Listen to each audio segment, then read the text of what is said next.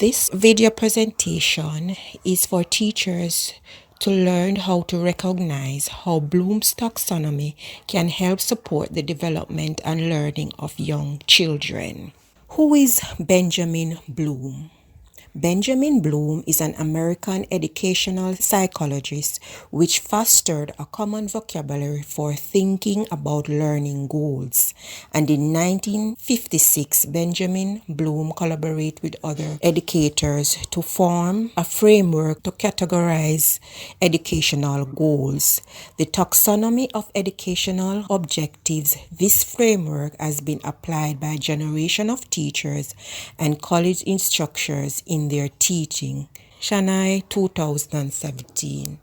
Let's look at the definition of the Bloom's taxonomy. Bloom taxonomy is a set of three hierarchy model used to classify educational learning objectives into levels of complexity and simplicity. The model organized learning objectives into three different domains: the cognitive, the affective, and the psychomotive. Ring-Graphy 2019. The purpose of using Bloom's taxonomy. So the purpose of using Bloom's taxonomy can provide a framework for educators classifying objectives, the development of assessment, tests, and other evaluation of students' learning.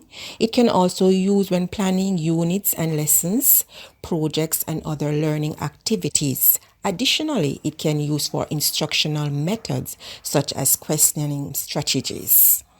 You have two versions of the Bloom's taxonomy. You have the original taxonomy that was written in 1956 by Bloom's, and then you have the revised taxonomy in 2001 by Lauren Anderson.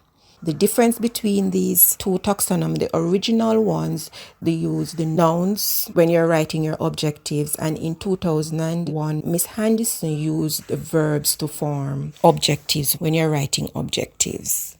How to use the Bloom's taxonomy?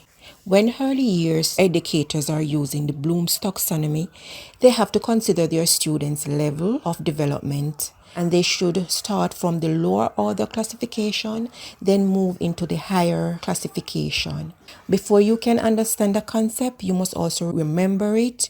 Then you apply the concept, understand it, and in order to evaluate a concept, you have to analyze it. And to create an accurate conclusion, you must have complete a thorough evaluation. So let us examine the verbs table. When you remember, you recall facts and basic concept, and you can use verbs such as defined, duplicate, list, memorize, and repeat. Understanding, you explain the concept. So you can use verbs such as classify, describe, discuss, explain, identify, locate, recognize, select. When you apply a concept, you use the information in new situation. You can use verbs such as execute, implement, solve, use, demonstrate, interpret, and sketch. When you analyze a concept, you're going to draw connection among ideas, and you can use the verbs such as differentiate, organize, relate, compare, contrast, distinguish, examine, and question. When you evaluate, you're going to justify or make a decision. So you're going to agree, defend, judge, support, you're going to critique, and you're going to weigh. The final level, you're going to create.